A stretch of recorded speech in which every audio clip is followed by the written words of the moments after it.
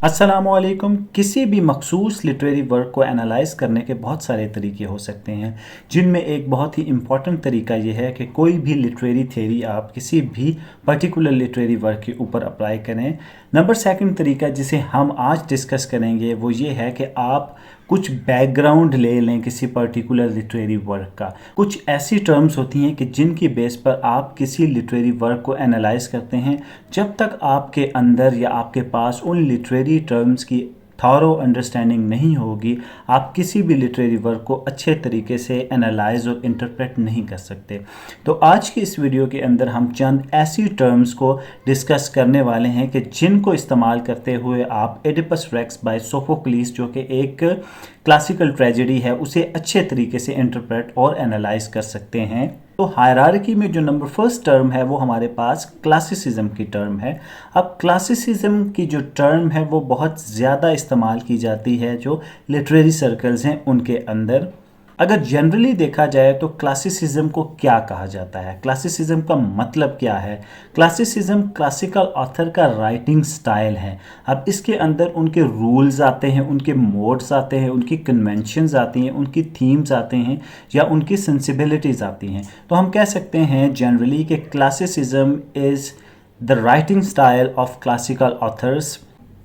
अगर टेक्निकली बात करें तो हम कहते हैं कि क्लासिसिज्म एक कम्बिनेशन है कि जिसके अंदर जो ancient Greeks and Roman standards मौजूद हैं कि जिसकी बुनियाद पर आप किसी पर्टिकुलर लिटरेरी वर्क की वर्थ को एवेलुएट करना चाहते हैं। तो क्लासिसिज्म ग्रीक्स और रोमन स्टैंडर्ड पर बेस करता है। अब ग्रीक्स और रोमन स्टैंडर्ड पर वो क्यों बेस करता है? एक दौर ऐसा था कि जब यूनान और रोम मरकज़ समझे जाते थे और वो हर फील्ड के अंदर ट्रेंड सेटर्स थे। क्लासिसिज्म ने क्या किया? क्लासिसिज्म का बहुत ज़्यादा इन्फ्लुएंस रहा। क्लासिसिज्म ने जो अपने आगे आने वाले लिटरेरी फिगर्स थे उनको बहुत ज़्यादा इन्फ्लुएंस किया, और आज भी हम देखें तो बहुत सारे ऐसे लिटरेरी फिगर्स मौजूद हैं कि जो अपने लिटरेरी क्रिएशंस के अंदर क्लासिसिज्म का टच इस्तेमाल करते हैं। क्लासिसिज्म की अगर एग्जाम्पल आप देखें तो क्लासिसिज्म की सबसे बेहतरीन एग्जाम्पल एडिपस रेक्स है। एडिपस रेक्स एक बहुत ही मशहूर क्लासिकल ट्रेजेडी है जिसे सोफोक्लिस ने लिखा। तो क्लासिसिज्म का कंसेप्ट हमें वाजिया हो गया। Classicism ancient Greeks and Roman standard के ऊपर बेस करता है, और एडिपस रेक्स क्लासिसिज्म का जो इंटायर फिनोमेना है उसके ऊपर बिल्कुल फिट बैठता है। अब जो नंबर सेकंड टर्म है हमारे पास वो फेटलिज्म की टर्म है। अब ये टर्म ही जाहिर करती है कि something is related to fate will be discussed. ये एक ऐसी आइडियोलॉजी है जो परपेचुएट करवाती है कि जितने इवेंट्स होते हैं इंसान की ज़िंदगी के अंदर उनको फेट डिटरमिन कर रही होती है, और रोल ऑफ फेट किसी इंडिविजुअल की लाइफ में बहुत ज़्यादा इम्पॉर्टेंट होता है। इंसान पैदा होता है, फिर उसके फेजेस आते हैं जिनमें बचपन, जवानी, बुढ़ापा और उसके बाद मौत हो जाती है।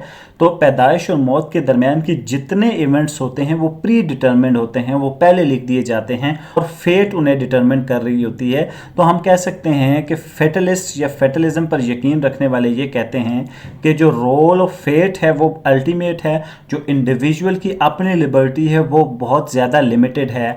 तो वो इस थ्योरी को man made his own fate को टोटली नलिफाई करती है फेटलिज्म। अब वो लोग जो इस थियरी के ऊपर बिलीव रखते हैं या बिलीव करते हैं उन्हें फेटलिस्ट कहा जाता है।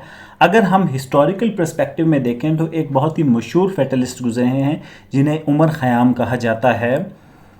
अब ट्रेजेडी ऑफ एडिपस रेक्स और फेटलिज्म का क्या ताल्लुक है? जब आप एडिपस रेक्स को पढ़ते हैं, उसके प्लॉट को स्टडी करते हैं, उसे एवेलुएट करते हैं, तो आपको फील होता है कि एडिपस रेक्स के अंदर रेवेजेस ऑफ फेट का जिक्र आया है। अगर आप ये देखना चाहते हैं कि फेटलिज्म और एडिपस रेक्स का आपस में क्या कनेक्शन है, तो मैंने डेजिग्नेटेड वीडियो चैनल पर बना दी है जो कि स्टोरी ऑफ एडिपस रेक्स के नाम से चैनल पर अपलोड है। आप चैनल को स्क्रॉल डाउन करके उस वीडियो को एक्सेस कर सकते हैं, जहां मैं जस्ट आपको ये बताऊंगा कि जो ट्रेजेडी है एडिपस रेक्स की वो फेटलिज्म के ऊपर बेस करती है, और इसी फेट के अंदर ही लिखा हुआ था कि एडिपस रेक्स का एक स्पेसिफिक तरीके से डाउनफॉल होगा और वो अपने हमार्शिया की वजह से अपने डाउनफॉल का जरिया बनेगा। देन हमारे पास एक और टर्म आती है जो साइड बाय साइड यूज होती है फेटलिज्म की, वो डिटर्मिनिज्म की टर्म है। अब डिटर्मिनिज्म क्या है? डिटर्मिनिज्म एक ऐसा कंसेप्ट है कि जो ये कहता है कि जो आपके पास्ट के एक्शंस हैं वो आपके फ्यूचर को डिराइव करते हैं, यानी आप पास्ट में जो कुछ करते हैं वही फ्यूचर में आप हासिल करते हैं, यानी आप जो फसल बोते हैं वही फसल फिर फ्यूचर में काटते हैं। तो ये दो मुख्तलिफ किस्म के कॉन्सेप्ट्स आ गए, एक फेटलिज्म का कॉन्सेप्ट जिसके अंदर अल्टीमेट जो है अथॉरिटी वो फेट के पास है, दूसरा कॉन्सेप्ट डिटर्मिनिज्म का जहाँ पर अथॉरिटी जो है वो इंसान के पास्ट एक्शन पर है। तो हम कह सकते हैं कि यहाँ पर जो बैलेंस ऑफ पावर वो कायम रखा गया है। फेटलिज्म के अंदर फेट के पास अथॉरिटी है जो, और डिटर्मिनिज्म के अंदर एक इंडिविजुअल के पास अथॉरिटी है कि वो अपनी जो है डेस्टिनी उसको डिज़ाइन कर सकता है। सबसे ज़्यादा इम्पॉर्टेंट कॉन्सेप्ट जो कि क्लासिकल लिटरेचर या क्लासिसिज्म की दुनिया में हमारे पास आता है वो हमार्शिया का कॉन्सेप्ट है। अब हमार्शिया का कॉन्सेप्ट जितनी भी ट्रेजेडीज़ हैं, ख्वाह वो क्लासिकल ट्रेजेडीज़ हों ख्वाह वो मॉडर्न ट्रेजेडीज़ हों, उसके अंदर हमार्शिया का कॉन्सेप्ट आपको हमेशा नज़र आएगा। हमार्शिया बुनियादी तौर पर एक ग्रीक वर्ड है जिसे अरिस्टोटल ने अपनी बुक पोएटिक्स में यूज़ किया। पोएटिक्स एक बहुत ही ज़्यादा पायनियर किस्म की बुक है फील्ड ऑफ क्रिटिसिज्म के अंदर, और जितने भी बाद में फ्यूचर क्रिटिक्स आए उन्होंने इस बुक को बहुत ज़्यादा एवेलुएट करने की कोशिश की, और जो इसकी लिटरेरी सिग्निफिकेंस थी और उसकी लिटरेरी वर्थ है वो तमाम लिटरेरी सर्कल के अंदर उन्होंने बताई। तो हमार्शिया एक टर्म है जो ज़्यादातर ट्रेजेडीज़ के अंदर इस्तेमाल की जाती है। अब ट्रेजेडीज़ के अंदर उसे क्यों इस्तेमाल किया जाता है? अब हमार्शिया जो है उसकी एक और अल्टरनेट टर्म है वो ट्रेजिक फ्लॉ है। तो कहीं भी अगर हमार्शिया या ट्रेजिक फ्लॉ आए तो आपने कंफ्यूज नहीं होना, दोनों लाइक टर्म्स हैं, दोनों को इस्तेमाल किया जा सकता है। हमार्शिया भी आप कह सकते हैं और ट्रेजिक फ्लॉ भी आप कह सकते हैं। किसी भी ट्रेजेडी के अंदर क्या होता है कि एक ट्रेजिक हीरो होता है जिसका डाउनफॉल होता है।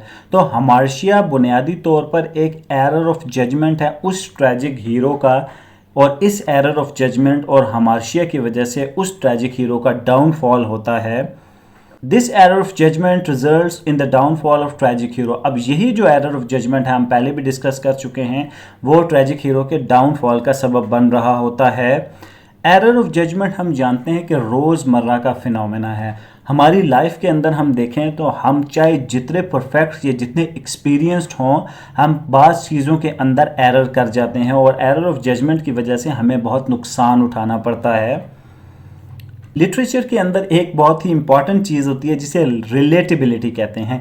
मैंने इस एग्जांपल को इसीलिए चूज़ किया है कि जो मेरी इंडियन ऑडियंस है वो इस एग्जांपल से बहुत अच्छे तरीके से रिलेट कर पाएगी। अब फ़िरोज़ गांधी और इंदिरा गांधी हम जानते हैं कि इंडिया के दो मशहूर पॉलिटिशियन गुजरे हैं। उनकी जो मैरिज थी वो एक एरर ऑफ जजमेंट था जिसे बाद में एक्सेप्ट किया जवाहरलाल नेहरू ने। तो इस एग्जांपल को कोट करने का मकसद ये था कि जो मेरी इंडियन ऑडियंस है वो रिलेट कर पाए कि एरर ऑफ जजमेंट क्या है। अब हम क्या करेंगे, अब जो मुख्तलिफ ट्रेजेडीज़ हैं उसके अंदर जो ट्रेजिक हीरोज़ हैं उनके हमार्शिया को देखेंगे ताकि हमारी अंडरस्टैंडिंग बहुत इंडोर्स हो जाए। हमार्शिया जो एडिपस का है वो है उसका हेबरस, यानी एडिपस का तकब्बुर जो है वो उसके डाउनफॉल की वजह बना है। अब हैमलेट का जो हमार्शिया है वो इर्रेजोल्यूशन है, यानी वो राइट टाइम पर राइट डिसीजन नहीं ले पा रहा होता। हैमलेट जानता है कि उसका जो फादर है उसे उसके चचा क्लॉडियस ने ही कत्ल किया है, लेकिन वो अपने फादर के कत्ल का बदला नहीं ले पा रहा होता just because of the fact कि उसका हमार्शिया है कि वो राइट टाइम पर राइट डिसीजंस नहीं ले पा रहा होता। देन हमारे पास डॉक्टर फॉस्टर्स जो है, जो उसका हमार्शिया है वो क्वेस्ट फॉर नॉलेज है। ज़्यादा नॉलेज गेन करने के चक्कर में वो जो इवल पावर्स हैं उनके साथ कॉन्ट्रैक्ट साइन कर लेता है और बहुत सारे इलीगल एक्शंस परफॉर्म करता है जो उसके डाउनफॉल की वजह बनता है। तो यहाँ वीडियो का हम करते हैं एंड। मेरी आपसे रिक्वेस्ट है कि चैनल को सब्सक्राइब करें और वीडियो को थम्स अप दें। Thank you very much.